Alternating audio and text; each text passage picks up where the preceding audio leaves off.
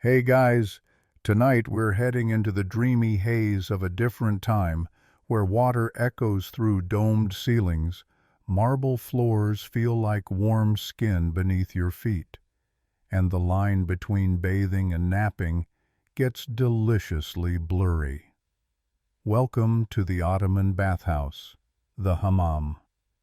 You're about to spend the day, not rushing, not worrying, just steaming and scrubbing your way into stillness. Picture it.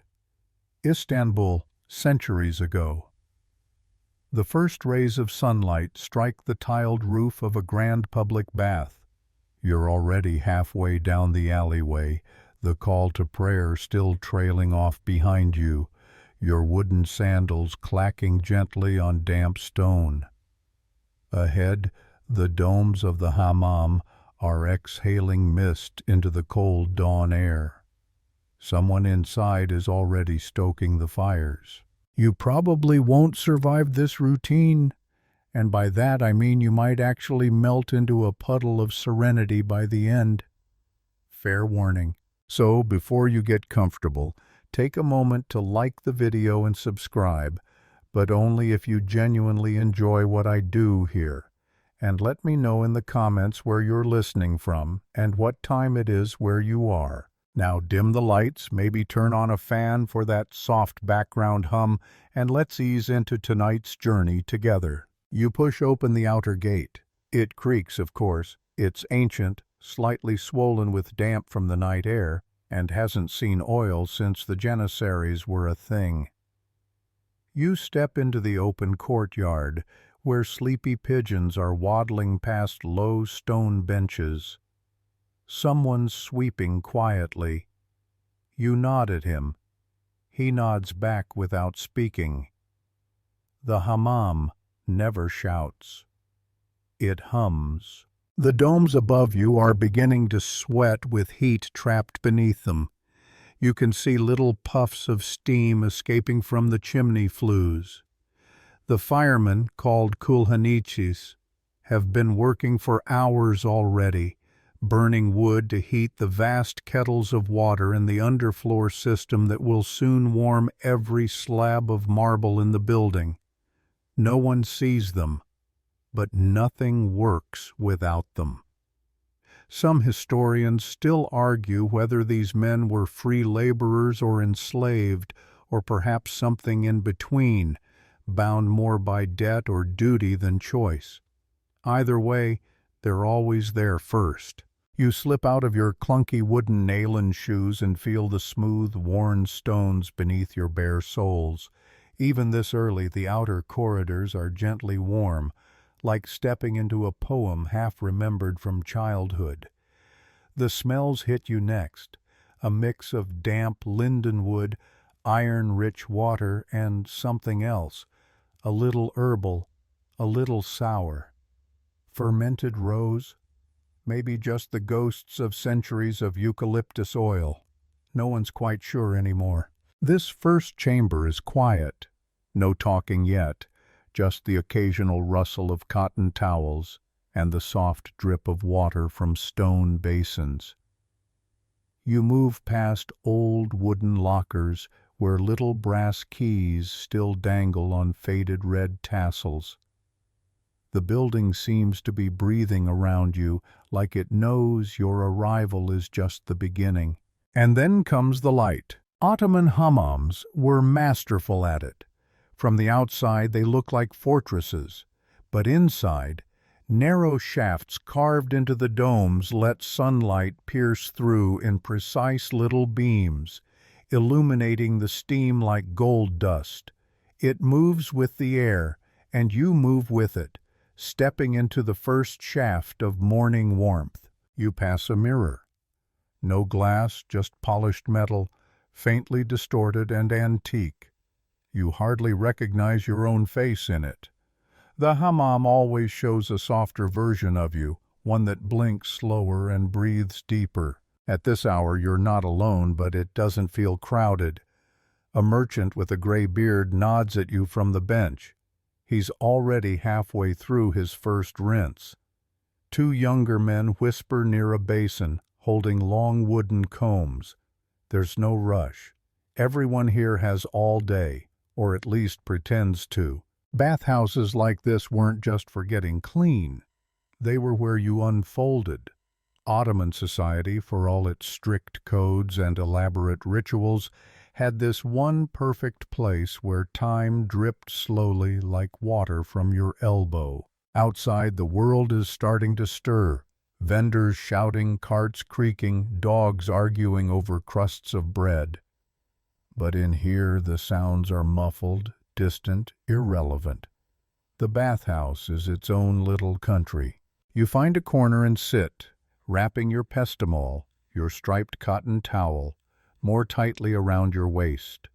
The warmth is climbing. The echoes deepen.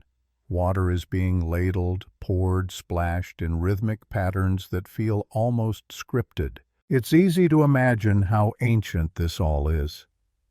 The Ottoman hammam was inspired by the Roman thermae, of course, which were inspired by the Greeks. Cleanliness became ritual, and ritual became identity. To bathe wasn't just to wash, it was to belong. Even the domes above you are architectural echoes of much older traditions. Historians still debate whether the characteristic layout, with its progression from cool to hot rooms, was a perfect Ottoman innovation or simply a refined version of Byzantine designs. You lean back against the warm stone wall. It doesn't just hold heat, it gives it. Slowly, gently, like a memory returning. A thin stream of steam begins to snake across the floor toward your feet. The attendants are signaling the next stage. The fires are fully awake now, and the marble is almost humming with heat. You close your eyes. No clocks, no mirrors, no schedules, just stone, steam, and breath. And you're only just getting started.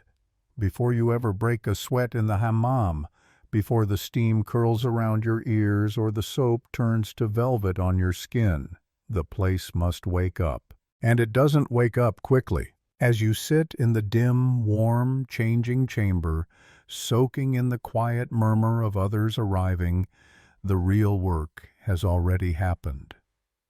Hours earlier, in the gray half-light of pre-dawn, men entered through the rear service gates carrying bundles of firewood, buckets of ash, brass kettles, and long iron rods. They are the unseen mechanics of this ritual world. These are the kulhanitsis, the furnace tenders, bent double under their loads, their faces permanently marked by heat and soot. No one really talks to them unless something's gone wrong.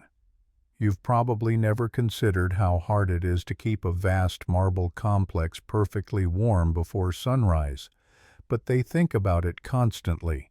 The heart of the hammam lies behind the public rooms, in the fire chamber known as the kulhan. It's a vaulted belly of roaring flame where water is boiled and heat is fed into hypocaust systems, the same underfloor heating the Romans used. The air gets thick in there, heavy with smoke and sweat, and not in the spa day sense. Every slab of marble in the main rooms must be pre-warmed, not too hot, not too cool, just enough to coax the pores open, to tempt the body to let go. That's no small task when you're dealing with stone, fire, and human imperfection.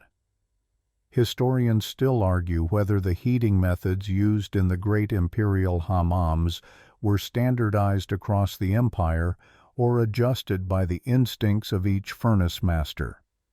Judging by how often a hammam still feels like the exact temperature of a sigh, we're guessing instinct had something to do with it. Elsewhere, attendants begin their slow dance of setup. Large copper bowls, taz are polished with lemon peel until you can almost see your reflection in their hammered surfaces. Towels are folded and stacked like white linen hills. Small brass ewers for scented oils and rose water are placed in predictable, ritualistic rows. Some towels are cotton, others are silk. Not everyone gets the silk. There's hierarchy even in steam. The telaks, the massage attendants, are next to arrive. They'll be the ones guiding your limbs later with firm, soap-slicked hands. But for now they slip through the hammam in silence, laying out their tools, long cloths for buffing, goat hair mitts for scrubbing, and cake-like chunks of olive oil soap wrapped in wax paper. Each telak has a routine that's both deeply personal and socially embedded. Some warm their hands with hot water, then dip them in rose oil before starting a session. Others swear by cracking their knuckles over the heated marble for good luck. One particularly superstitious telak, who's worked here since you were still climbing olive trees, swears that whispering a verse from the Quran into the drainage grate keeps away bad joints and worse clients. And who's to say he's wrong? The manager, Nadirbasha if this were a women's hammam or kulhanbasha in a men's, paces slowly through the side halls, inspecting the warmth of the stone with bare feet, checking the scent in the air with a nose as trained as any perfumer. If anything smells even slightly off, if the mix of damp limestone and heat carries the wrong note, it's corrected before anyone ever walks through the front gate. In the reception area, coins are counted into wooden drawers. Bath tokens are polished with soft cloths stacked beside a guest ledger written in calligraphy no one can quite read anymore, but that looks too elegant to replace. Then comes the tea. It's always tea. Strong, black, and teeth-rattlingly bitter if you're not used to it. Carried in little glass tulip cups on silver trays by boys who seem too young to be awake. They flit through the outer chambers like sparrows, dropping tea beside workers, fanning the first guests, adjusting towels that have begun to sag. The youngest boy is often a trainee telak, hoping to rise through the ranks, though his current job seems mostly to involve staying out of the way and not spilling the tea. One curious fringe detail, barely mentioned in most tourist-friendly guides, is the role of music in early Ottoman bathhouses. Some large hammams employed a musician to play soft melodies at the start of the day, plucked on the oud or hummed beneath the echo of the dome. Whether this was for ambiance, prayer, or simply to soothe the first aching backs of the morning, historians still debate.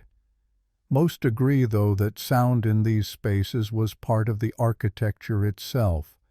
You can still hear a whisper from across the room, folded and bounced off tiles designed centuries ago. You notice that everything happens without haste. The hammam runs on its own clock, one dictated not by seconds, but by temperature. No one lights the fires before the cold is felt. No one pours the first bucket until the marble is ready to accept it. It's the opposite of your phone's calendar. You can't rush a stone to warmth. This slowness has always unnerved newcomers. Western travelers in the 18th and 19th centuries often recorded their bathhouse visits with a mix of admiration and mild confusion. One British visitor wrote that he couldn't understand how an entire staff could spend 3 hours preparing for a 3-hour bath. He left early, of course. Missed the good part. But that's the point. The preparation is the good part. You shift slightly on your stone bench, towel loosened now as the heat starts to rise. The scent of wood smoke has softened into something comforting, like bread crusts and summer soil. In the distance, a deep metal gong sounds once. Someone's arrived. Another early riser, probably a merchant or a poet. The doors are open, the fires are lit, the water is warm. The hammam is ready to receive you. Now that the bathhouse is humming, warm as a loaf of bread and echoing with quiet footfalls, it's your turn to join the ritual.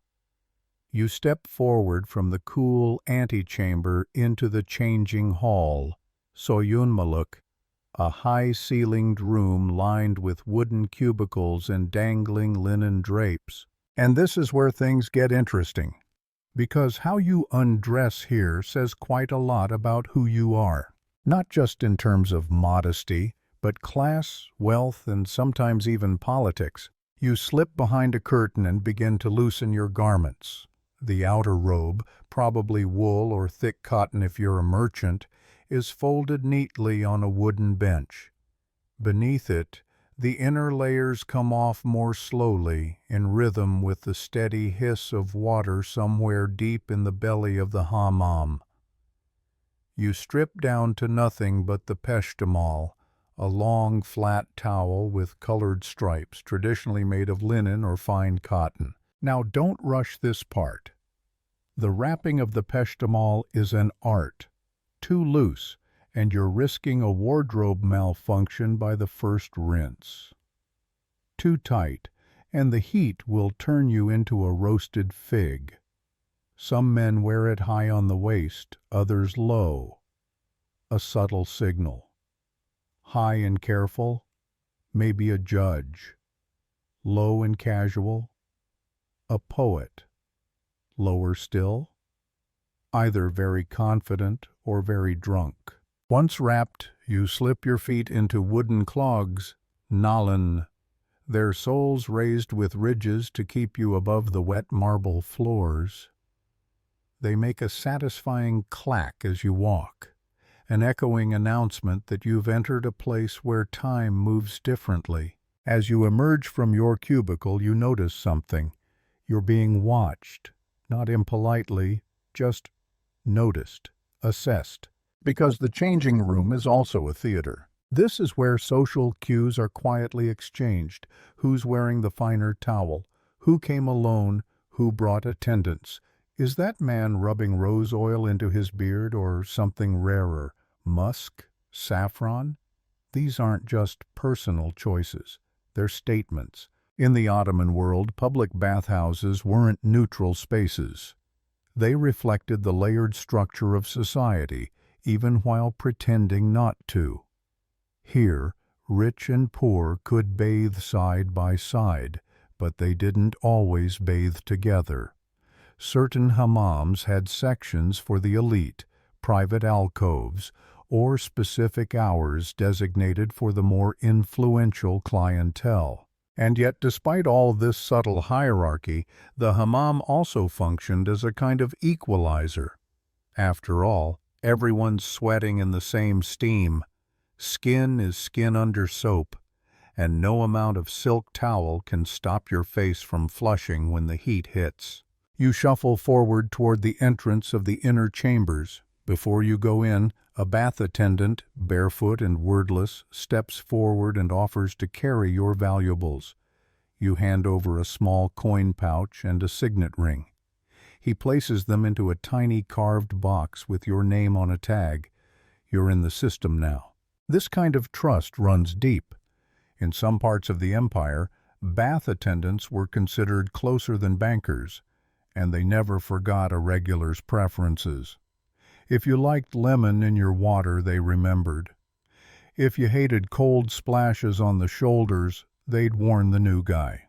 Then comes the water test. You reach one of the side basins, kurna, made of alabaster, with bronze taps that release hot and cold water in steady trickles. You mix a small bowl of water to your liking, then pour it slowly over your shoulders. The first splash always surprises you, not because of the temperature, but because of the sudden relief, as if your body had been waiting all week to remember how to let go. The muscles in your back unclench, your knees go soft. You haven't even entered the steam room yet, and you're already half asleep. This is where hammam culture begins to perform its deeper function. It's not just about bathing. It's about removing layers, not just of clothing, but of tension, of posture, of presentation. You start to forget how important you thought you were outside.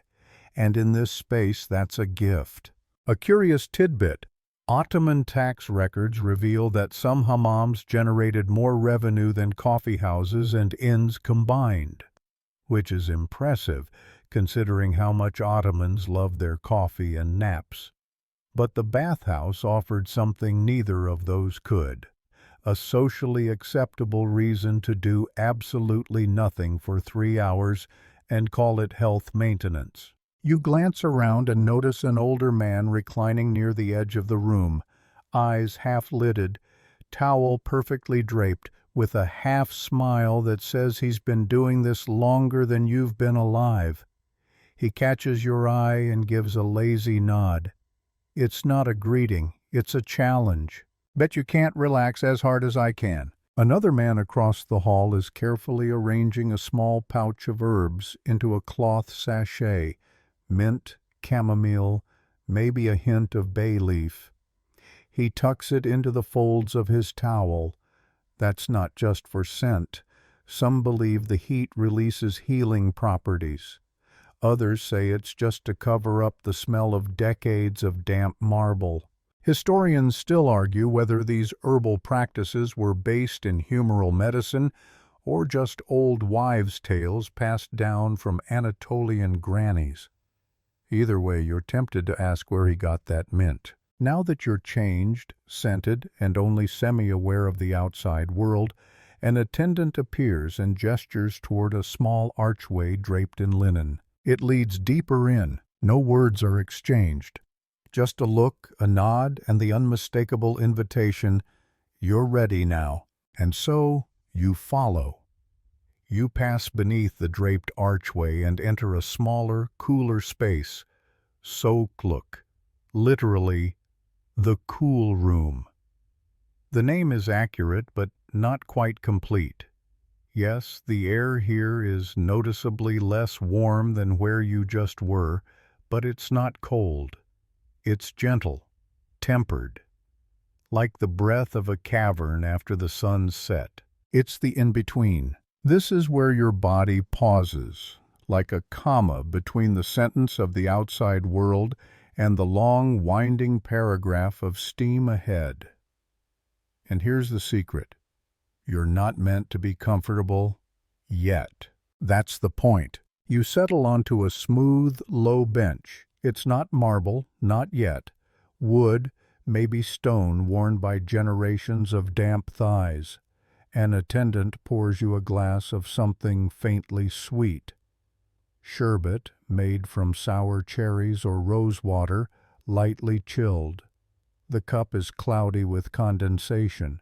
You sip slowly. Your internal temperature is adjusting. One of the hammam's great lessons: nothing happens all at once. The Ottomans believed in transitions, between hot and cold, clean and dirty, inside and outside. The sokluk is your transitional buffer. You're not being delayed, you're being prepared. From this liminal room, small doors branch off toward the hararet, the hot chamber. But you don't go in yet. You wait. Let your breathing settle. Let your skin remember what warmth feels like without needing to sweat. This is like the stretch before the workout.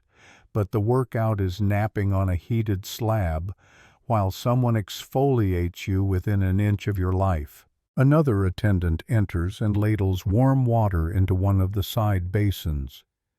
You recognize the rhythm. Pour, rest, pour, pause. It's hypnotic. He dips a cloth into the water, wrings it out with slow hands, then places it on the shoulder of a client beside you. No words, just heat and gravity. You lean back and notice the geometry. Ottoman architecture loved curves. Even here in the so-called simple rooms, everything bends. The arches are soft. The light slants at a forgiving angle. Nothing jars the eye. Nothing reminds you of urgency. If the modern world is all sharp corners and phone notifications, this room is the opposite.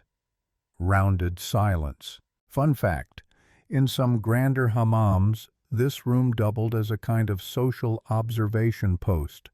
Poets might hold quiet court here, sipping drinks and offering slow, meandering critiques of each other's metaphors. If that sounds exhausting, remember that they were mostly naked and very, very warm. Literary feuds hit differently when everyone's wearing only a towel and melting slowly into the furniture. Today, no poets, just the hum of silence, broken only by water and breath. One man sighs audibly, not because he's upset, because sighing just feels good in here. Try it. Go on, exhale fully. Now you're getting it. You close your eyes and feel your pulse in your fingertips. This room isn't trying to impress you. It's not the showpiece. It's the softening agent. And softening is essential. Historians often debate whether this stage of the hammam ritual had medical roots or spiritual ones. Some argue it was purely functional, giving the body time to adjust before the hot chamber. Others claim it mimics older rites of purification from pre-Islamic traditions, where transition between spaces was symbolic as well as practical. Probably both. The Ottomans were pragmatic mystics. They understood that architecture could shape emotion and that a bit of good airflow did wonders for the soul. Suddenly there's movement. A telak enters through one of the side doors, steam trailing behind him like a cloak. He glances at you and raises an eyebrow as if to say, "Shall we?" You nod. He doesn't lead you directly into the hottest room. Instead, he gestures to a small basin. You sit beside it, and he pours warm water over your arms and legs in long, even strokes. This isn't cleansing, it's coaxing. A gentle bribe to the body. Relax, trust, let go. Another strange detail you notice, the silence is not empty. It's filled with permission. No one here expects performance. You don't have to make conversation. You don't have to be interesting. You're allowed to exist without utility. Try that on the average Tuesday. You rest your back against the wall, feeling the stone warm slowly through the towel. The surface is just barely above body temperature, but it's enough to lull you into that half state of being neither fully awake nor truly asleep. A rustle. The telak places a cloth across your chest. Not thick, gauzy like a whisper made visible. It's soaked in warm water and scented faintly with eucalyptus. Not enough to overpower, just enough to remind you that your nose is still part of this equation. He waits. So do you. This too is part of the ritual. The moment before heat, the pause, the breath. Then, finally, a gesture. The smallest nod. And you rise, towel now clinging damply to your skin, and follow him through the low arch into the hararet, the hot room. As you step through, your face is met not with air, but with climate. The heat is whole. It doesn't surround you, it includes you. But that's for next time. For now, you glance back at the soak look, the transition chamber. It's behind you, dim and quiet, still holding your sigh in its corners. And ahead? Steam. Silence. Something close to surrender. You step into the sakakluk, the hot room, and it greets you like a velvet slap. The air here doesn't just warm your skin. It sits on you, wraps around your shoulders like a heavy, wet cloak. It enters your nostrils and slows your thoughts. You can feel your pulse in your fingertips again, but now it's deeper, duller, like someone knocked on a door inside your chest and then walked away. Welcome to the steam. The floor glistens, a shimmering mosaic of condensation and marble, and the ceiling above is impossibly high, a stone dome peppered with star-shaped holes that pierce the steam with tiny beams of sunlight. The light floats down like dust in reverse, drifting, dancing, never quite reaching the floor. You stand there for a moment, towel clinging to your ribs, and forget what time it is. That's normal. Time doesn't work here. Heat bends it. This room is the heart of the hammam. Everything leads here. Every towel, every basin, every sigh. The Ottomans called it hararet, which literally means heat, but really means transformation. This is where the body begins to dissolve into breath. You're not alone. Figures move slowly through the haze. Some seated by the marble basins, kurna, pouring bowl after bowl of water over their heads. Others lie sprawled like sleepy sea lions on the Göbek Taşı, the large, heated central platform of stone that looks like an altar but feels like a nap. A few just sit, eyes closed, palms open to the ceiling, as if receiving something more than warmth. You tread carefully, your wooden nail-in clogs leaving faint clicks on the wet stone until an attendant gestures for you to remove them. From here on, barefoot. The floor is warm and smooth like the inside of a tea kettle, and you walk slowly toward the Göbek Taşı. A quirky bit of trivia. Some early European travelers believed that the hammam's heat had magical properties, that the steam itself could unlock secrets of the body, or even open the mind to visions. One 17th-century French visitor swore he hallucinated the entire siege of Vienna in the vapors. Historians still argue whether this was due to the heat or the generous quantities of opium-laced sherbet he was drinking at the time. You, however, are mostly just enjoying the sensation of your spine softening. As you step up onto the Göbek Taşı, the navel stone, you feel a different kind of heat. Not scalding, not dry, deep. The stone has been absorbing warmth for hours, and now it gives it back. You stretch out slowly, adjusting the towel beneath your hips, and feel every knot in your back melt into the marble. There's something deliciously theatrical about this moment. The dome above you curves perfectly. The acoustics are so precise you can hear a whisper from across the room, and the humidity clings to your eyelashes. You've essentially wandered into a steam-powered cathedral for naps. An attendant moves past, carrying a stack of linen cloths and a bundle of fresh eucalyptus.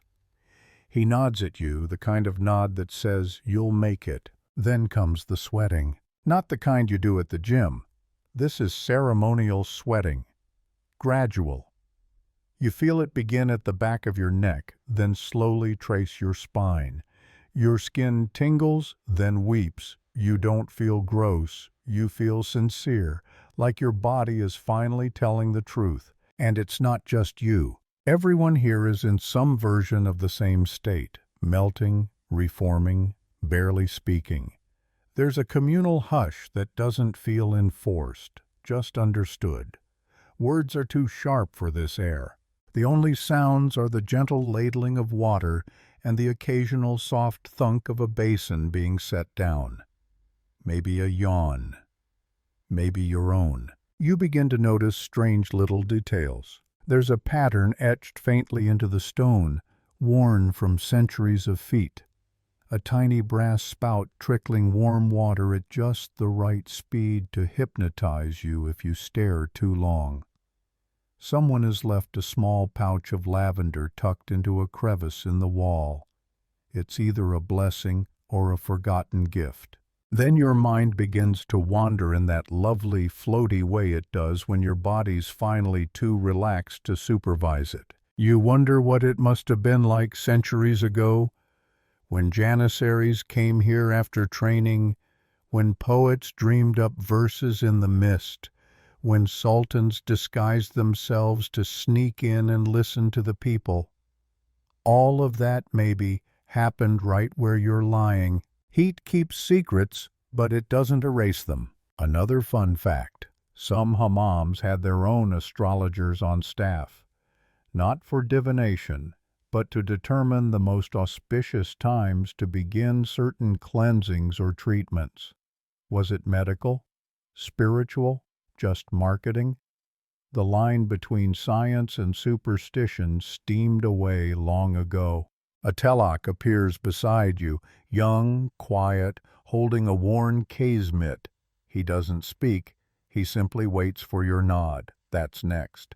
The scrub, but not yet. For now, you lie on the gobek tesha, arms and legs stretched like a lazy starfish, and let the heat persuade your cells that resistance is unnecessary. Outside, life is happening, but in here, you are suspended, adrift in a sea of warmth, soundless breath, and the gentle unraveling of everything that felt urgent before you walked through that first marble door. The ceiling above you fades as the steam thickens, and your body begins to forget what it was rushing toward.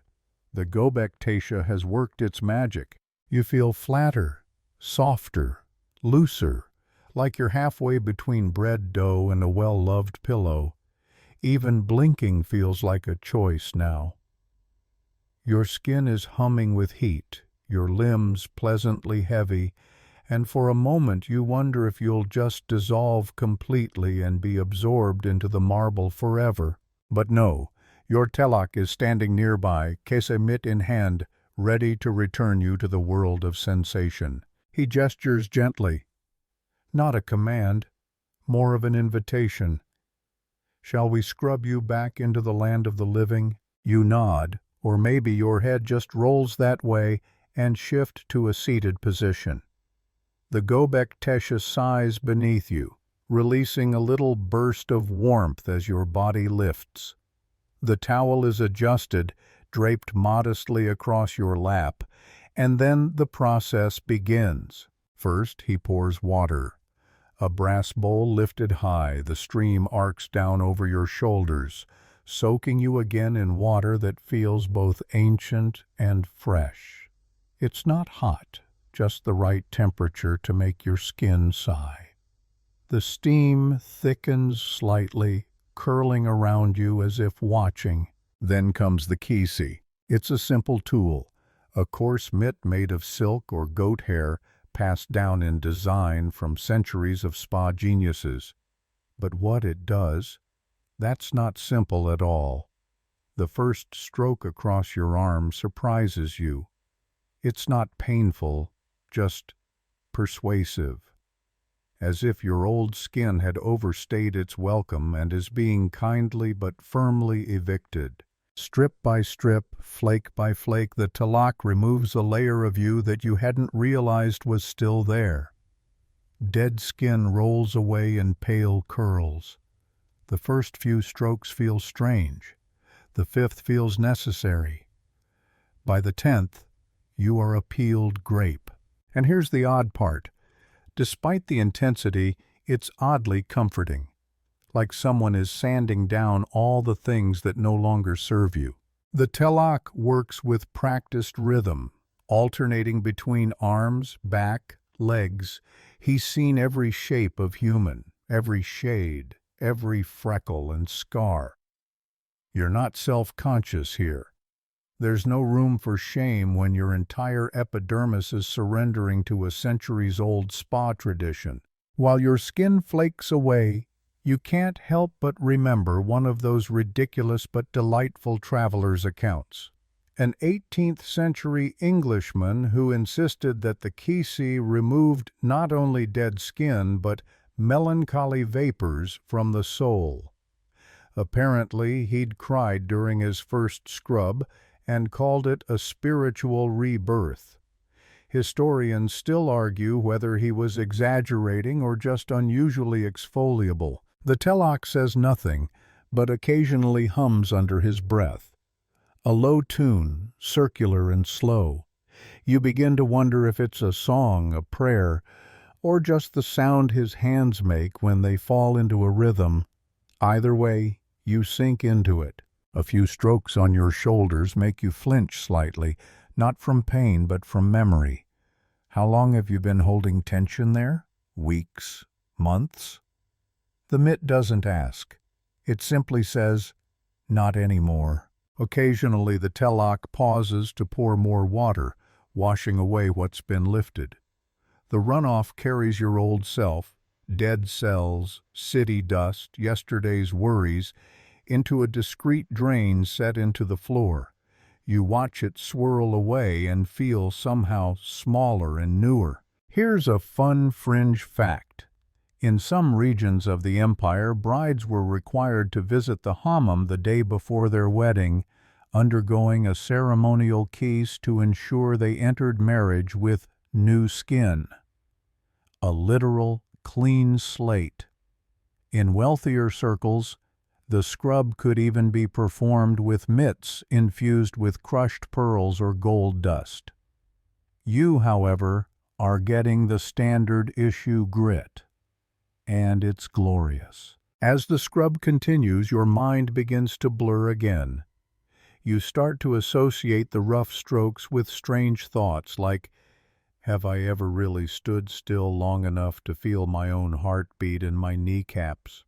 Or, what if every office meeting started with a hammam scrub? Eventually the mitt slows.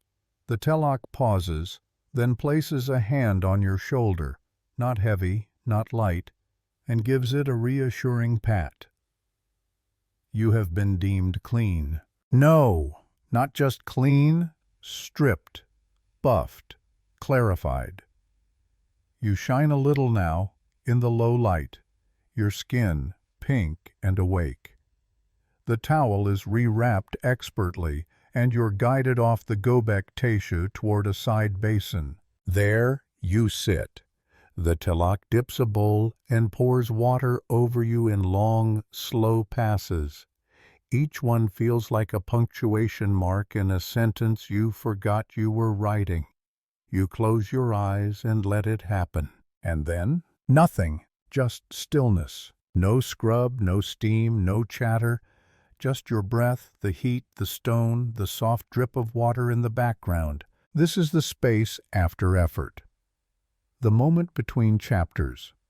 The exact point where you forget why you ever felt rushed or stressed or complicated. You glance across the room at another bather, mid-scrub, mid-grimace. You nod, conspiratorially. You'll get there. Even now your skin tingles almost giddy from the stimulation. You feel both lighter and heavier. Lighter because you've shed something. Heavier because your limbs have sunk into gravity with full permission. There's no applause, no congratulations, you're scrubbed. Just a new stillness in your bones. And just when you think this can't possibly get better, the soap arrives. But that's for next time. For now, just sit, steam, drift, and marvel at the idea that something as simple as friction could undo so much. You're still glowing somewhere between jellyfish and newborn when the telak returns. This time he's carrying what looks like a deflated pillowcase, except it's made of fine linen and somehow already slick with scent. You barely have time to wonder what's next when he dips it into a wooden bucket and lifts it high. Then, like a magician conjuring something from thin air, he swings the cloth once, sharply, and a mountain of bubbles erupts. It's foam, thick, dense, fragrant. Not the airy stuff from your shampoo bottle, but the kind that seems to carry weight. You inhale. Olive oil soap. Maybe a hint of laurel, possibly something citrusy too, though it's hard to tell in the swirling warmth. He coats you in it. Your arms, your chest, your neck. The bubbles pile and flow like whipped cream made of cloud. Within seconds you're blanketed. You look less like a person and more like a fancy dessert. If you weren't so relaxed, you'd laugh. You almost do. Then he starts to work the soap in. Where the keze was firm and bracing, this is pure lullaby. Long, rhythmic strokes glide across your back.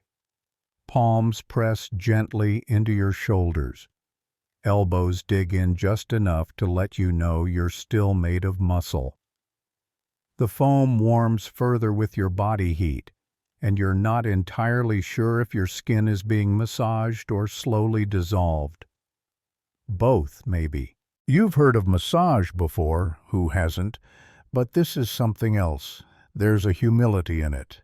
The telak doesn't show off. He doesn't need to. His fingers know what they're doing and they're not asking your opinion. You feel a knot in your lower back surrender. A pressure behind your eye socket releases. The tension in your jaw, you hadn't even noticed it, melts away like ice under a sunbeam. Historically, telaks trained for years. They apprenticed, observing first, then working under senior bath attendants until their hands memorized the human form. Some families passed down the trade for generations. One Ottoman document even records a telak family that served 4 sultans in a row, their techniques considered royal secrets. Historians still argue whether these men were simply excellent masseurs or if there was a deeper, more ritualized knowledge being preserved in their touch. Either way, it's working. The soapy massage moves to your arms, then legs, then feet. Each part is handled with care, firm enough to wake the blood, soft enough to lull you deeper. The bubbles pile up and spill across the stone floor, disappearing into thin streams that wander toward the drains. You are now indistinguishable from a bubble monster, a very, very relaxed bubble monster. At one point, the telak lifts your arm and it just flops. You hear yourself giggle softly, which surprises you. When was the last time you laughed like that? Unforced, sleepy, a little delirious. More water, always more water. He rinses the foam away in long, warm sheets, scooped from a basin and poured with the grace of a practiced pour-over barista. The sensation is close to euphoria. There's something about the combination, heat, soap, massage, that unhooks you from whatever narrative you'd been carrying around in your head. You're not the person with the inbox or the deadlines or the what-ifs. You're just breath and skin and the sound of water being poured. A little fringe tidbit for your floating brain. Ottoman doctors once prescribed hammam visits for melancholy. Not just for bodily ailments, though those too, but for sadness, weariness, soul fog. And frankly, as a current inhabitant of this bubbly dimension, you have to admit they might have been onto something. Your telak tilts your head gently and begins to massage your scalp through the foam, slowly, repetitively. You feel each fingertip draw little circles against your skull. Somewhere, a droplet falls from the dome above and lands near your foot with a soft plink. That's the loudest sound in the room. No one's in a hurry. There is no next. There is only now, and the now is warm, slick, and smells like soap. Eventually the massage slows. The telak presses his hands once, firmly, against your back. Thank you, you're done. And rises to fetch the final rinse. This time the water is cooler, not cold, but enough to raise goosebumps. It wakes you gently, reminding your body that eventually this spell will end. But not just yet. He pours the rinse over your head, and you feel the last of the foam rush away, spiraling down your spine, your arms, your legs. You sit still, towel rewrapped, chest rising and falling with quiet awe. You've just been scrubbed, soaped, kneaded, and rinsed by hands that have done this 1,000 times, and yet somehow it feels personal, like the bathhouse remembered you, even if this is your first time here. You glance across the room at the Gobek Teşe. New bodies now, new sighs, new drips, new silences. The cycle continues. And you're clean. Clean in a way you didn't know you needed. Clean like you just got rebooted. You rise slowly like someone surfacing from underwater. The telak hands you a small cloth infused with rose water. You press it gently to your face and inhale. Somewhere, the scent hits a memory you didn't know you had. And just like that, your feet begin to guide you toward the women's wing, not for you, but for another story. Because while your body drips calm and your mind drifts behind another door, there is an entirely different kind of sanctuary. And the women? They do it their own way. Behind a thick wooden partition and a carefully timed schedule lies the other world of the hammam, the women's wing. You don't step into it, you imagine it just as its visitors imagined yours. Separate spaces, same purpose. And yet in the women's section, the atmosphere bends in a different direction. More laughter, less restraint. Where the men's wing hums with quiet heat, the women's rings with low, rich tones of voices unleashed. In the heart of the hammam, the rituals are shared, but here the power dynamics shift. You see them in your mind's eye. Women of all ages, shapes, and lineages wrapped in silken peshtamals, their hair knotted or loose, their eyes lined with kohl that melts into smoky streaks as the steam rises. They aren't here for quiet, they're here for each other. A grandmother gestures with her hands as she retells a story, her towel slipping slightly with each wave of the arm. A younger woman laughs so hard she has to grab the marble basin for balance. A girl in her first visit sits silently, wide-eyed, her skin pink with heat and surprise. This isn't just a bath, it's a salon, a sanctuary, sometimes even a battlefield of softly sharpened glances. Historically, the women's hammam was more than a place of hygiene. It was social infrastructure. In a world where female public presence was often limited, the hammam offered not only permission, but celebration. Brides were introduced here. Alliances were discussed here. Feuds sparked and healed in these heated rooms. And yes, rumors spread here like steam in winter. The telaks were replaced with naters, female attendants whose skills in massage and scrubbing rivaled any man's. Their hands were strong, their words quick, and their observations sharper than the razor someone inevitably snuck in under a towel. One French traveler in the 1700s described the women's hammam as a parliament of beauty and gossip. He was probably not invited inside, but the echoes were loud enough to carry across the walls. Historians still argue whether these descriptions were romantic fantasy, misogynistic caricature, or accurate glimpses into a closed world. Most agree it was likely all three. You picture the same rituals: the warm pour of water, the rhythmic scrub, the bubbling soap. But here it's laced with perfume, jasmine, amber, maybe rose oil swirled into the basin. One woman unwraps a pouch of crushed herbs, stirring it into the water to brighten her skin. Another shares a secret mixture passed down from her grandmother, applied to the hair for shine. And no one is shy. Bodies are bodies, some tall, some soft, some scarred by childbirth or work or just time. No one apologizes. You learn fast in the women's hammam. If you want to be invisible, you'll be disappointed. You will be seen, and more importantly, you will see. You catch a glimpse of something untranslatable.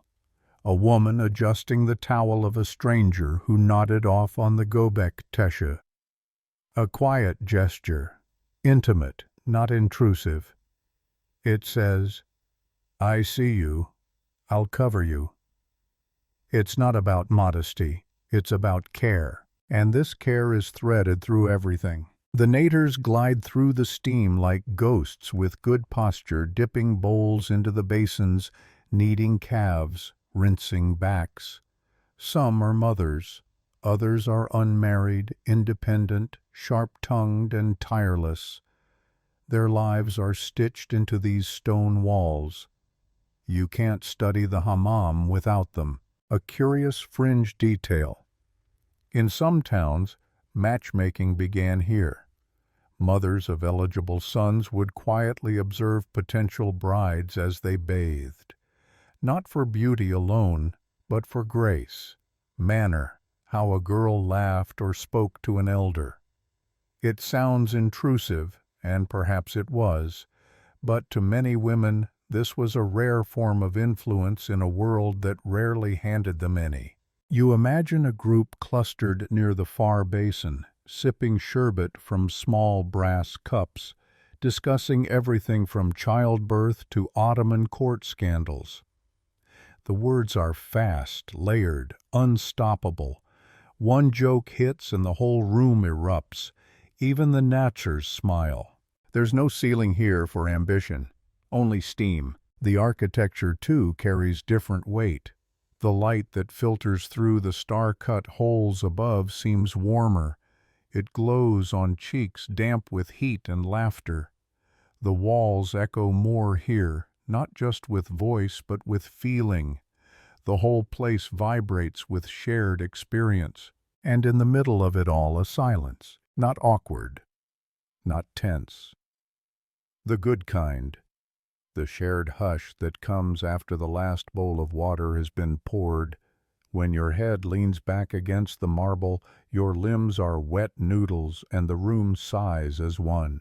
Maybe this is the real magic, not the soap or steam or scrub, but the collective exhale, the surrender, the brief moment in a long life when no one expects anything from you, when you belong not because of what you do, but simply because you are. You lean back, at least in your mind, and feel that hum. You don't need to be here physically to understand it. It's the same hum you felt earlier, lying on the Göbek Taşı. A different room, a different rhythm, but the same release. The hammam doesn't care who you are outside its walls. It strips you down, not to shame you, but to remind you, beneath every title, every obligation, there is skin, and beneath skin, stillness. The women laugh again, the bowls clink. Somewhere someone hums a lullaby out of tune, and you drift, softened by their joy, wondering if maybe, just maybe, this was always the real center of the empire. Your body feels like warm silk now, your joints loose, your mind suspended somewhere between memory and dream. You're back in your own corner of the hammam, towel freshly adjusted, skin rinsed and gleaming. But just as you think you've reached the summit of relaxation, another sensation creeps in. Hunger. Not the sharp kind that gnaws, more like a polite tapping from your stomach. Hey, all this sweating and scrubbing, we might need a little something. And the Ottomans, being no strangers to the demands of a well-steamed body, had just the answer. You are gently led, or more accurately, float, toward a quieter room, still warm, but no longer dripping with steam. Here, where the air feels weighty but not wet, trays begin to appear. Not full meals, of course. No one's digging into roast lamb in a towel, but delicate, deliberate refreshments. A small bowl of candied quince, slices of melon, a few olives glistening with oil, and sherbet, always sherbet, icy, fragrant, possibly flavored with tamarind, rose, or even violet, poured into small brass cups that sweat in your hand like your skin just did. There's a debate you may overhear if you stay long enough. Should one eat before or after the hammam? Some say before. You need strength for the heat. Others scoff. Never eat before sweating. It's a centuries-old culinary standoff with no clear winner.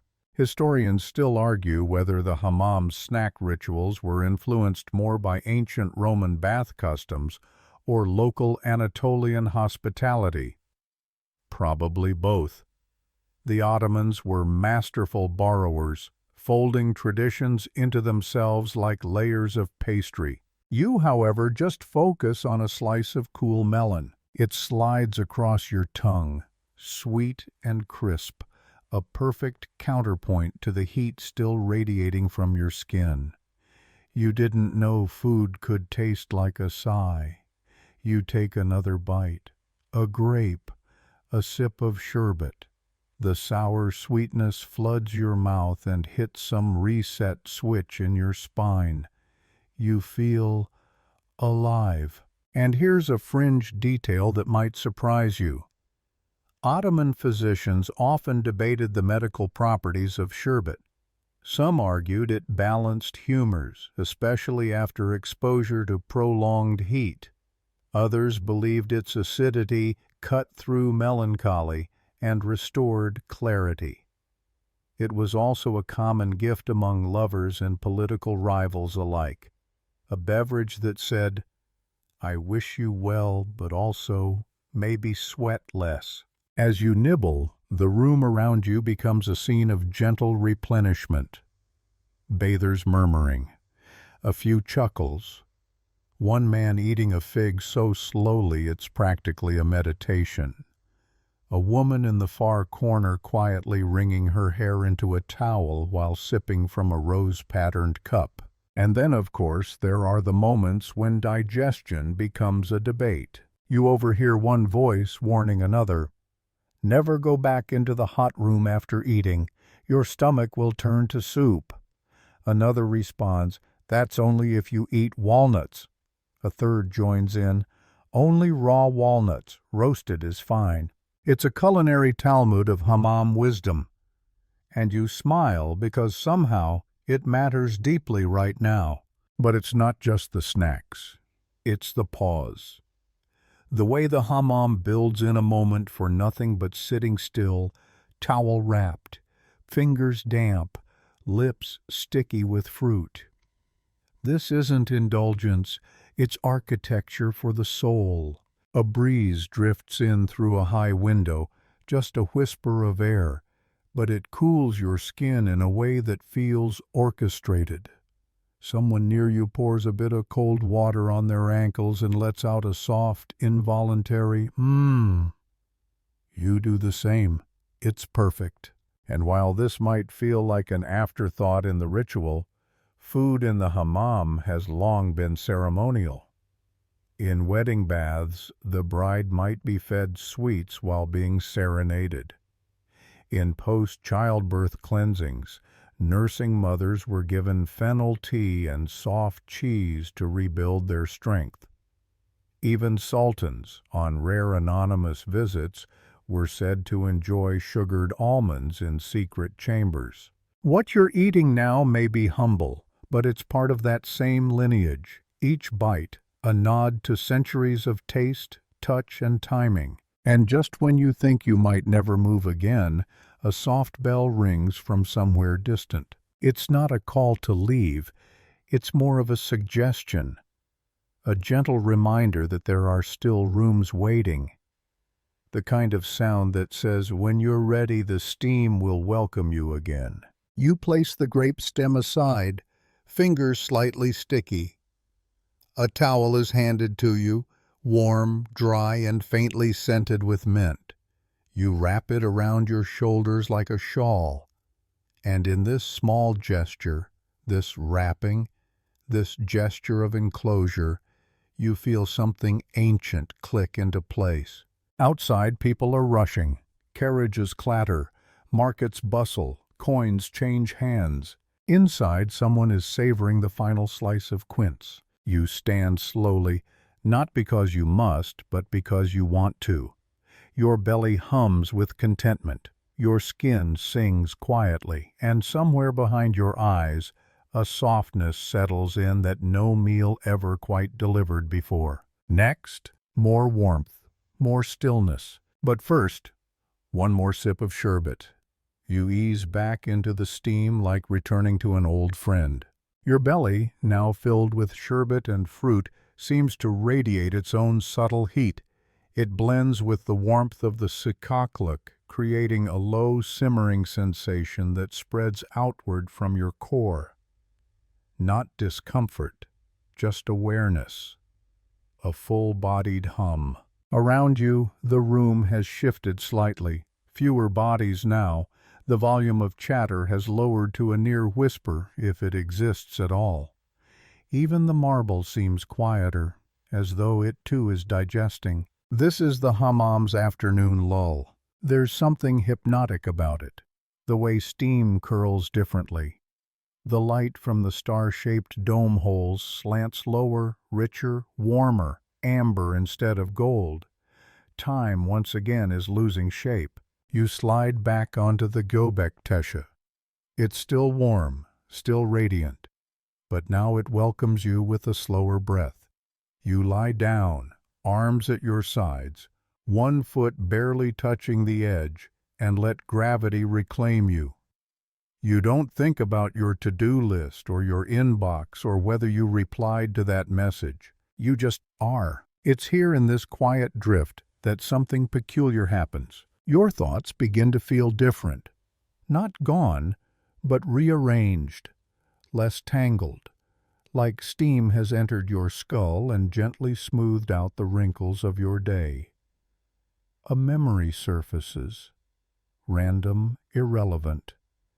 The smell of your grandmother's kitchen. You don't know why. You don't question it. You just smile. Historically, many Ottoman thinkers considered this phase, the post-treatment lull, as the most spiritually receptive part of the hammam ritual.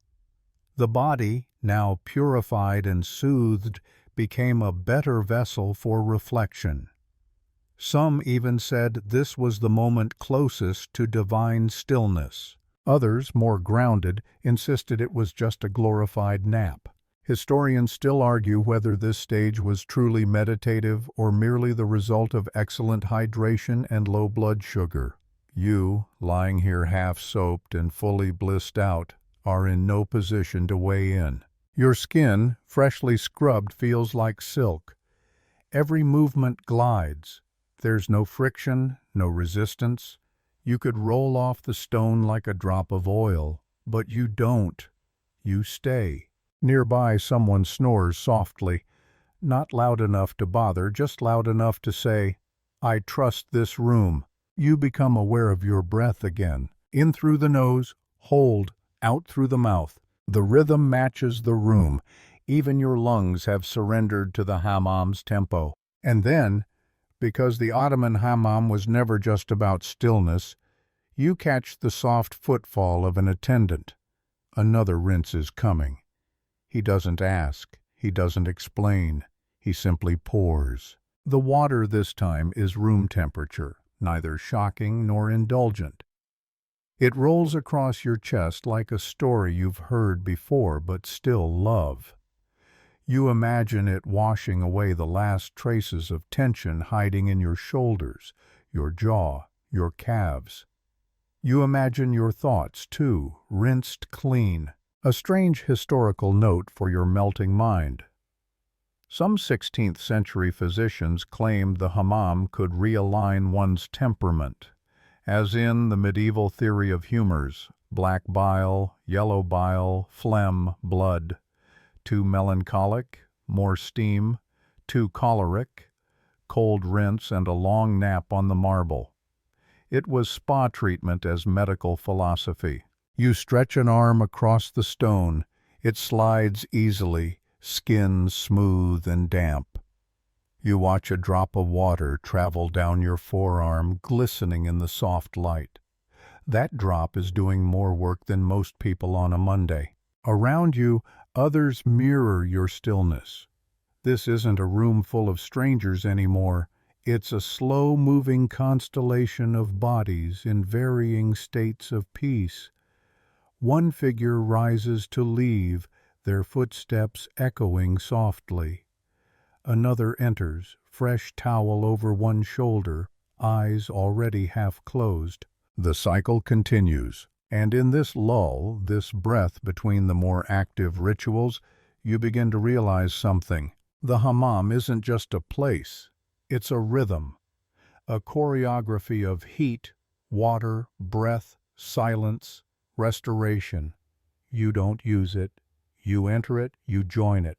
And the lull? That's your solo. You shift slightly on the gobek teshu, letting the last of the moisture bead and trickle down your side. Your thoughts slow to a crawl.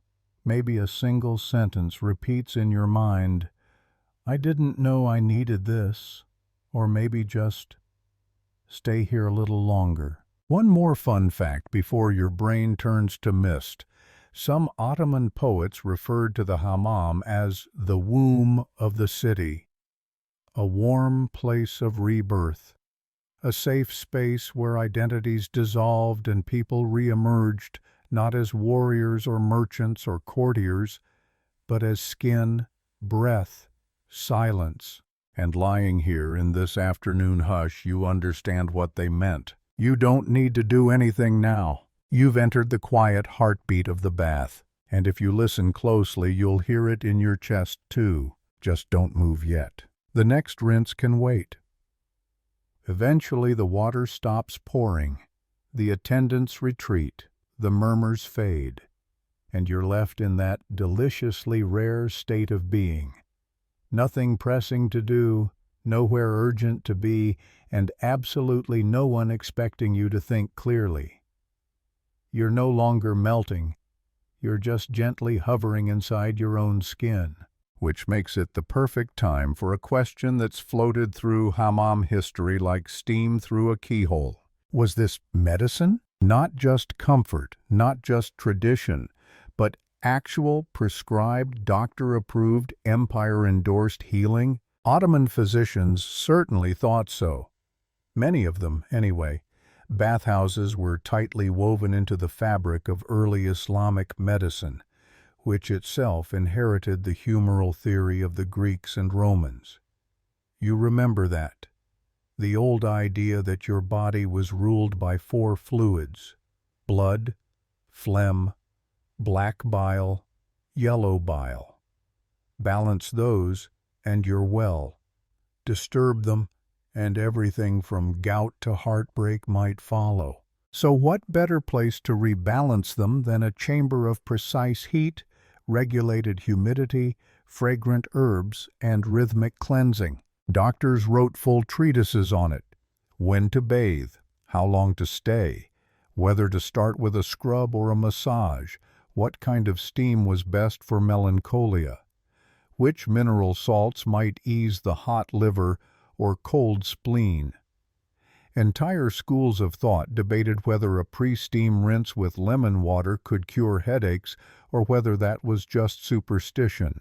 Historians still argue whether these prescriptions were based on real outcomes or simply a cultural echo chamber of shared assumptions.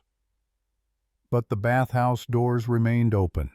Doctors kept sending patients in, and those patients kept walking out relaxed, refreshed, and, often, smiling. You shift your weight slightly, the marble beneath you warm and forgiving. Could a modern spa treatment actually treat illness? Probably not in the way antibiotics or surgery might, but could it regulate your nervous system, ease chronic tension, lower stress markers? Your body in this moment would vote yes with every pore. And then, of course, there were the skeptics. Not everyone in the empire saw the hammam as a healing temple. Some, particularly those aligned with more ascetic branches of theology, worried that it was too indulgent, too worldly, too sensual. After all, steam softens boundaries. And softened boundaries, they're a gateway to introspection, yes, but also to temptation. More than one sermon was delivered against the dangers of hammam culture, and more than one pamphlet circulated warning against excessive steaming. You smile at the thought, excessive steaming, as if joy had a boiling point. Yet despite the hand-wringing, the bathhouses thrived. Even sultans visited, though quietly, usually in disguise. Court physicians might accompany them under the guise of treatment, but everyone knew the truth. Power, too, needed to sweat sometimes. One particularly fringe anecdote you recall. A 17th-century chronicler claimed that hammams were occasionally used to interrogate suspected spies, not through violence, but through the softening of resolve.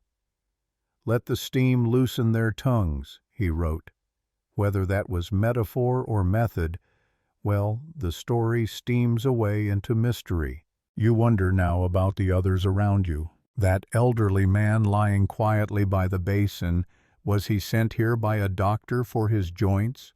That younger woman gently rocking in place, did she come here to treat a sadness she couldn't name? Or maybe, just maybe, everyone came for the same reason you did, even if they wouldn't admit it, to forget the world for a little while, to feel their body without judgment, to breathe in a place that doesn't demand anything more than breath.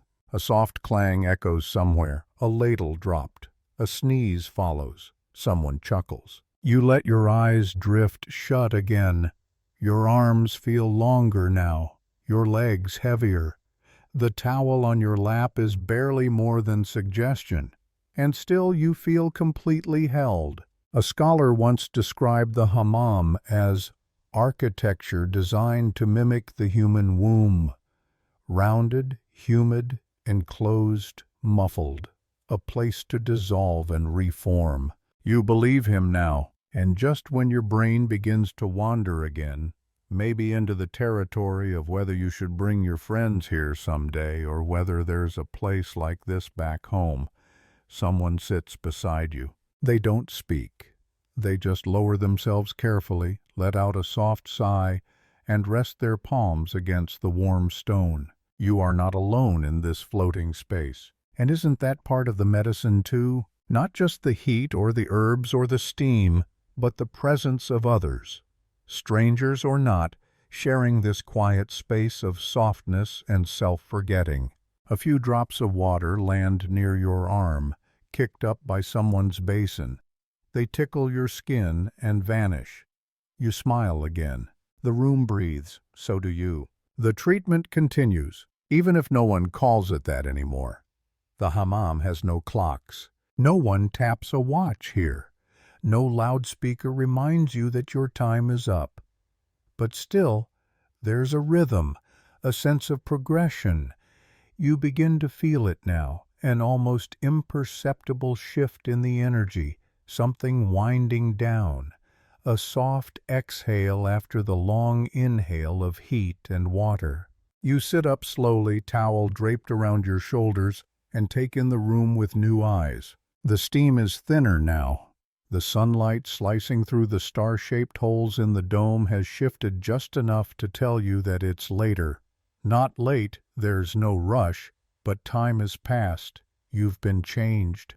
You stand, and as your feet slap gently against the wet marble floor, you realize something else. Despite the warm days in your limbs, you are moving with more ease. Less stiffness, more fluidity. Even your thoughts step more lightly. You head toward the cooler outer chamber, sokluk they call it, literally the cool room. But it's more than just temperature. It's a space to recalibrate, to remember that outside this world of mist and marble, the city still pulses, and eventually you'll rejoin it. But not just yet.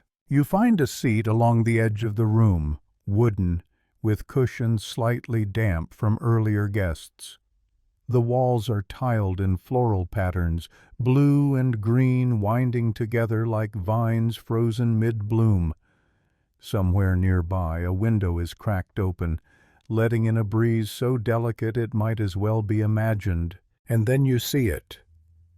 A tray, freshly set down by a quiet attendant.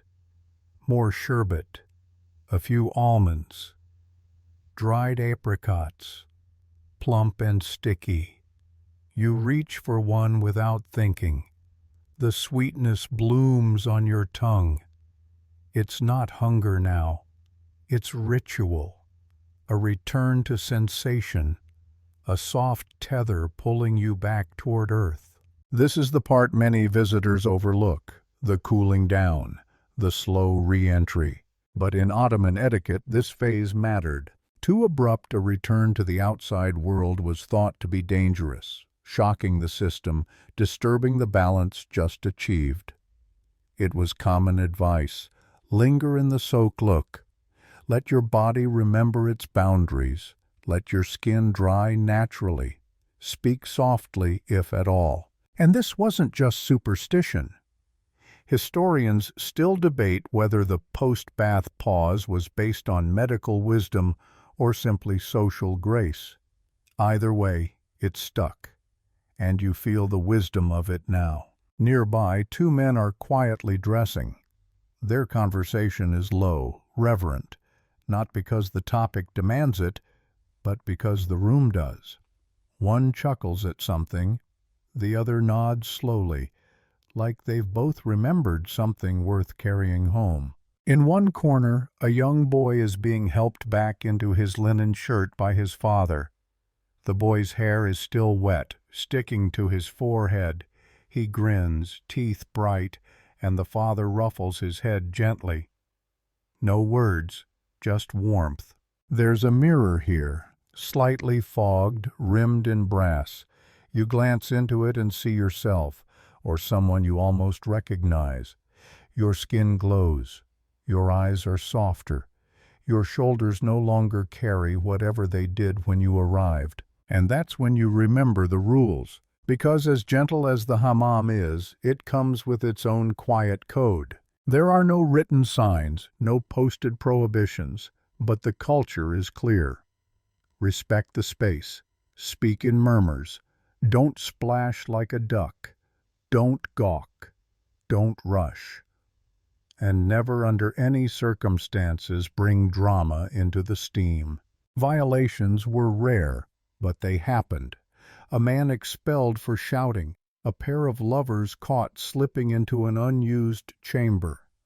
A foreign dignitary politely but firmly reminded that the bathhouse was not his court. One rumor, whispered more than confirmed, tells of a nobleman who tried to bring musicians into the hammam, thinking he'd elevate the experience. He was promptly banned for life. The steam has its own music, an elder had told him. It doesn't need yours. You sip the last of your sherbet and smile at that, because it's true. The bath sings in its own way. Drips, pours, breaths. The occasional footstep, a towel being wrung out, the soft rasp of skin meeting stone. And beyond the spoken rules, there are unspoken ones. Don't judge the body. Don't rush the process. Don't forget to close your eyes when the final bowl of water is poured. It's not just a rinse, it's a punctuation mark, a period at the end of a sentence written in sweat. You stretch your legs slightly, and they thank you with a warm buzz. You inhale, and the scent of lingering rosewater reminds you of everything you've passed through today. The scrubbing, the soap, the sighs, the laughter in the women's wing, the silence of the gobektasha, the way even now your skin feels like someone else's, a softer, calmer someone. And somewhere in the far reaches of your steam-drenched brain you wonder, what if the hammam wasn't just a place of cleansing, but a kind of archive, a library of skin and memory built not with books but with bodies that return again and again, leaving something behind each time, an imprint, a sigh, a glistening echo. You won't answer that now. You'll just sit, letting your body remember what stillness feels like after movement, letting your thoughts stretch without snapping. And somewhere, just beyond the tiled wall, the sun continues its descent over Istanbul's rooftops. The day is ending, but the warmth, for now, remains. The light that filters through the lattice above has grown dimmer, and it dapples the tile now like the reflection of a slow-moving stream. You're still in the soakluk, leaning into the silence, your limbs draped in fresh linen, your skin faintly cool but still radiating the deeper heat of hours spent in steam. This is the lull that comes just before dusk. The hammam around you doesn't sleep, not yet, but it begins to settle. Even the marble seems quieter, its heat fading gently beneath your feet, like coals losing their glow. You stand slowly. Your towel clings to you as if reluctant to let you go.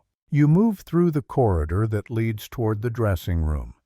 You pass others doing the same, some fully reclothed, others half-wrapped in fresh peshtamals, moving slowly, deliberately.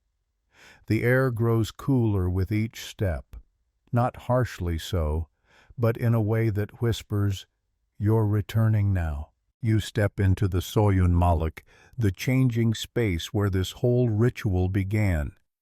The benches are still there, carved from wood smoothed by generations of damp bodies. Hooks along the walls hold bundles of clothing, shirts neatly folded, shoes arranged with care. Your own pile awaits, a familiar echo of a world you nearly forgot. You sit, slowly. The towel beneath you warm from your body, the one around your shoulders now slightly damp. Across the room someone sneezes. Another person hums an old tune under their breath.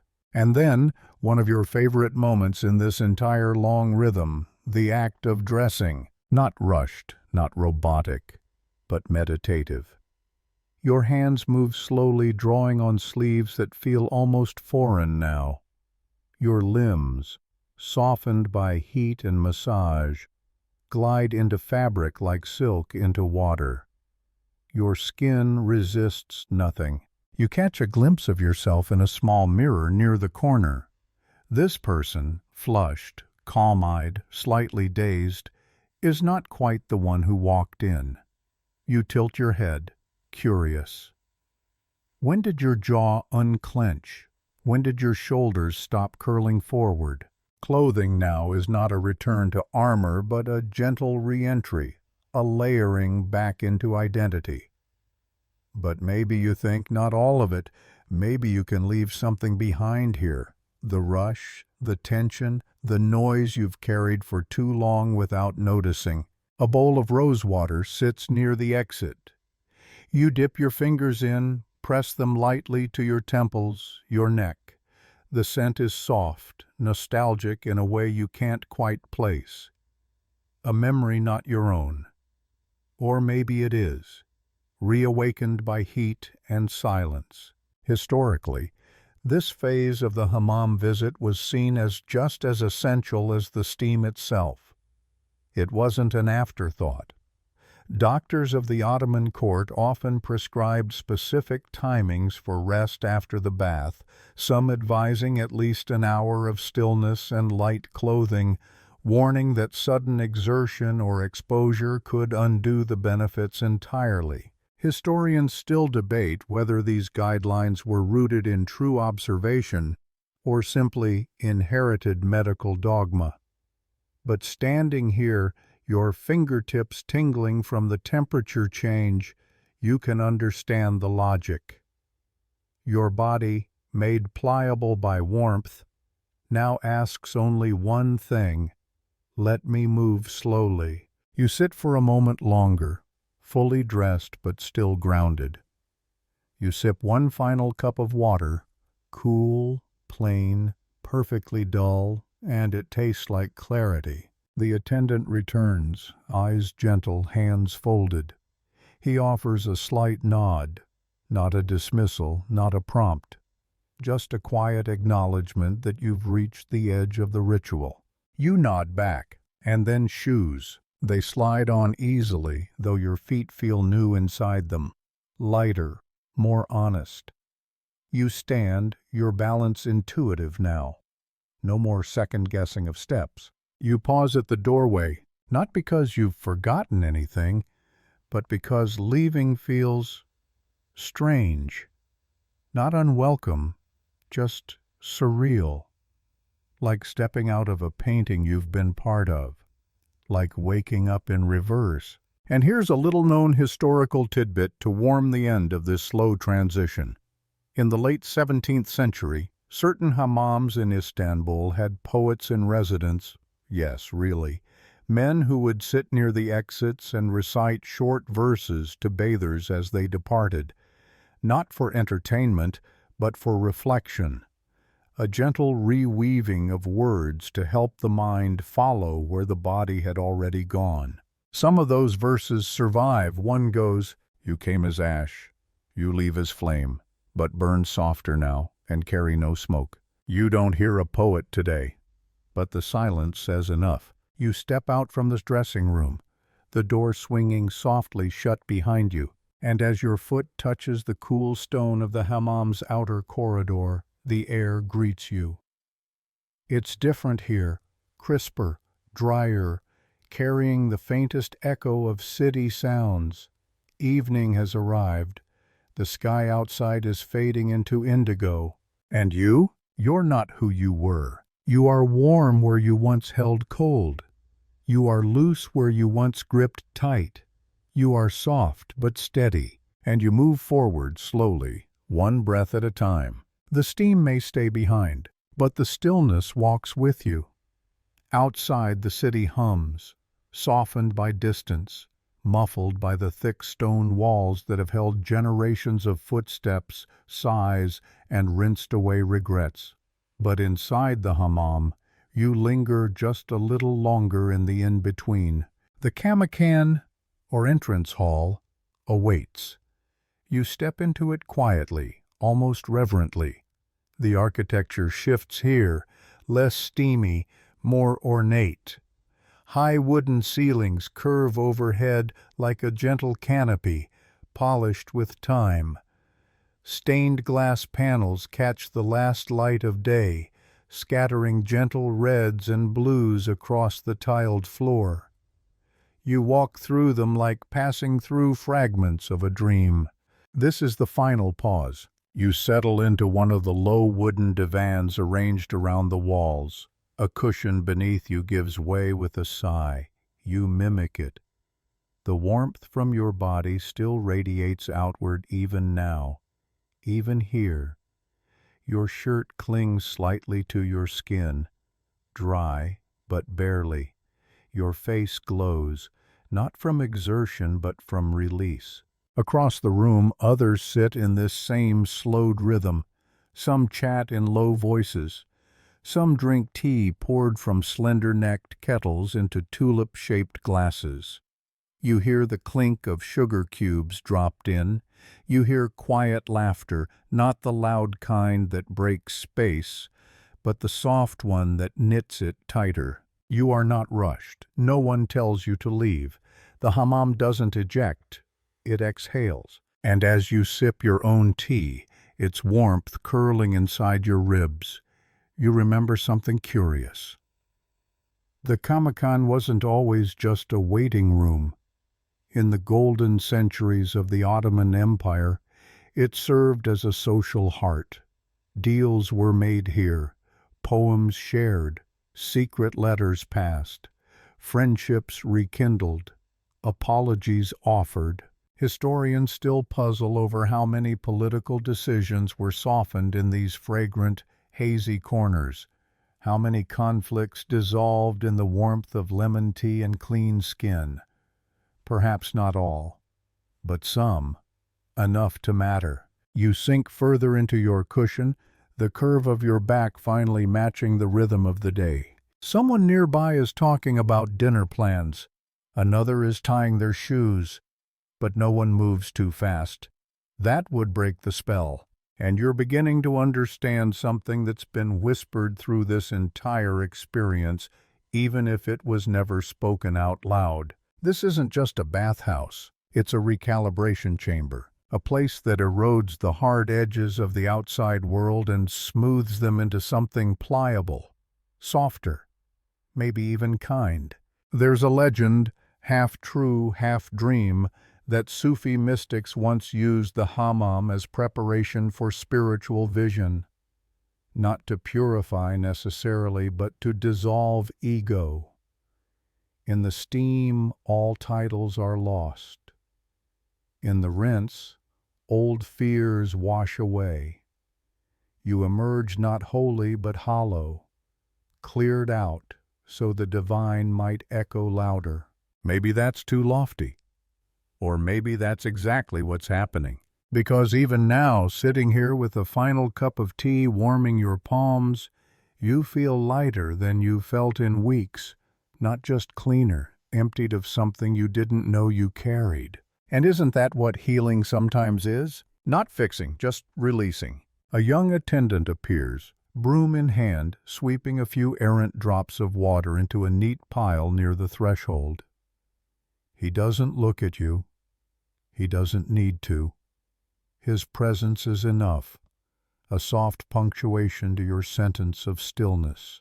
Another guest stands, folds their towel, and whispers thanks to no one in particular.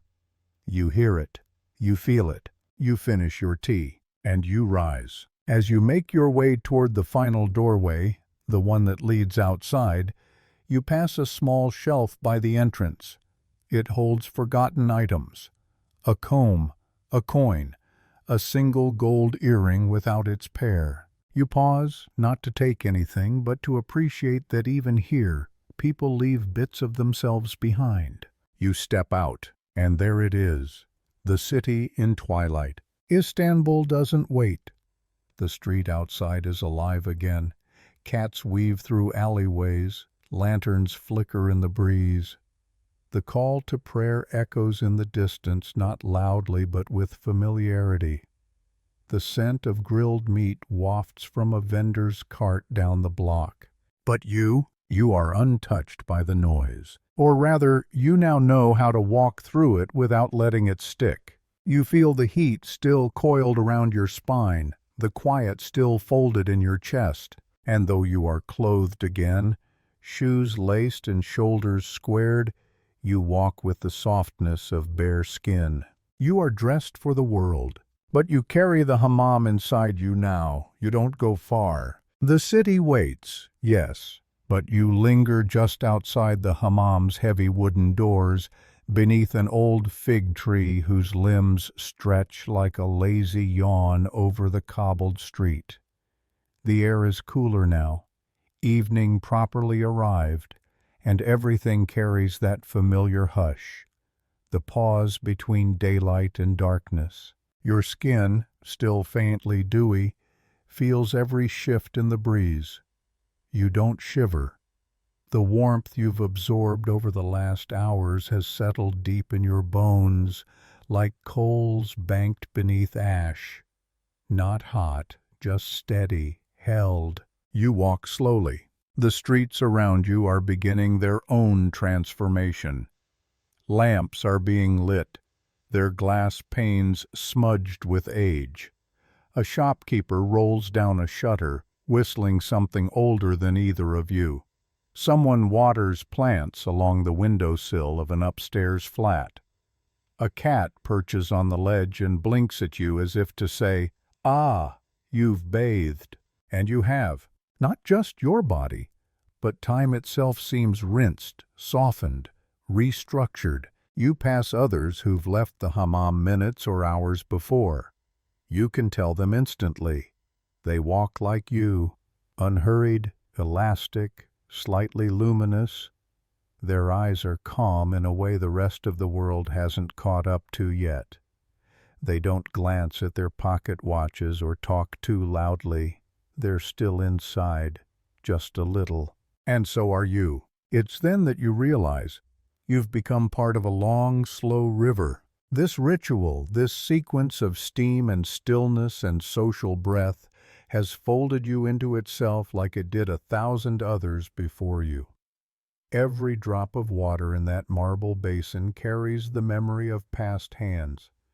Every echo in the dome holds the voice of someone who whispered here long ago. You are not a tourist in history. You are a link in its chain. You keep walking, The hammam falls behind, but its rhythm remains. Your steps are slower now, measured. You watch the bricks underfoot. You take in the scent of saffron rising from a kitchen vent. You hear the patter of feet, distant and familiar. And here's something that wasn't in any guidebook. You begin to notice people differently. Not what they're wearing, not what they're doing, but their posture, their breath. Whether their shoulders are drawn tight or their faces twitch with unspoken urgency. You too carried that tension once, just this morning in fact. Now you wonder, who else needs the heat? Who else needs their edges softened, their skin seen, their name forgotten for a few hours? Because that's what the hammam does, really. It gives you back to yourself, not in the way you perform or push or pretend, but in the way you lie still, the way you exhale, the way you are, under it all. There's no ceremony for re-entering the world, no trumpet of reawakening, just you, at twilight, walking with steam in your bones and a silence you don't want to disturb. And as you round the final corner toward your destination, wherever it is, you feel something tugging at the edge of your awareness. Not heavy, not sad, just gentle. A reminder that the city will harden you again. It always does. That tension will return, that you'll scroll too fast, speak too loud, rush through meals and forget to breathe. But for now, you remember. You remember the scrape of the mitt, the thump of water in the copper basin, the way your body floated after sherbet, the laughter through the marble walls, the softness, the stillness. You were here, and you will be again. And now, as your body quiets, as your thoughts stretch into longer, slower lines, let's soften everything even further. Let your eyes close if they haven't already. Let the memory of the hammam linger behind your eyelids. The flicker of lamplight on marble, the curve of steam rising like breath, the hush of ancient walls still holding stories. Breathe in slowly. Let it feel warm, like that first cup of sherbet after the rinse. And exhale gently. No need to hold anything now. No need to think or remember or even sleep. Just allow your limbs to drift. Maybe you're still lying on the Gobek Teche, the great stone beneath you radiating its ancient heat. Or maybe you're outside, beneath the fig tree, feeling the last kiss of the sun along your shoulders. Either way, you are safe. You are warm. You are already part of something older and deeper than thought.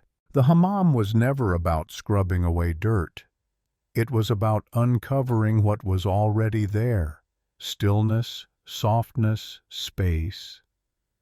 And now as you lie here, wrapped in nothing but breath and calm, you carry that space within you.